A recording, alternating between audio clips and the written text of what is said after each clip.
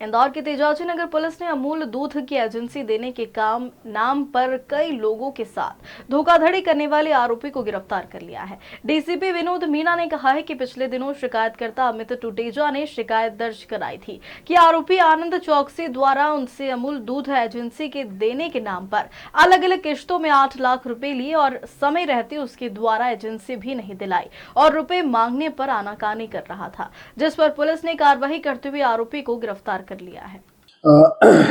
ये व्यक्ति है जो बेसिकली लसूड़िया थाना क्षेत्र का रहवासी है। इसके द्वारा क्या किया जाता था, इसके द्वारा जो आम जन है उनको अमूल की फ्रेंचाइजी देने का वादा किया जाता था और कहा जाता था कि आपको अमूल की फ्रेंचाइजी देंगे और आपका एक एरिया होगा जिसका लाइसेंस भी आपको प्रोवाइड करेंगे।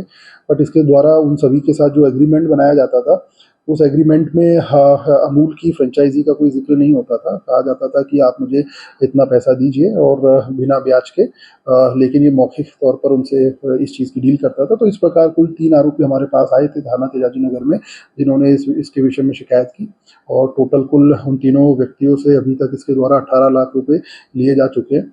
तत्पश्चात हमने और भी थाना क्षेत्रों को भी और इंदौर में सभी को चिट्ठी के माध्यम से लिखा है कि भाई इसके इसके इस प्रकार की मोडस ऑपरेंडी के विक्टिम्स कहीं और भी हैं तो वे थाना तेजाजी नगर में संपर्क करें, ताकि इस विषय में और भी आगे कार्रवाई की जा सके। अभी तक इसके अंदर एक व्यक्ति गिरफ्तार है जो अमूल की लाइसेंसी का काम है। ये कैश, इसका जो मोडस ऑपरेंडी कुछ अमाउंट ये कैश में लेता था, कुछ अमाउंट ये बाय बैंक ट्रांसफर लेता था।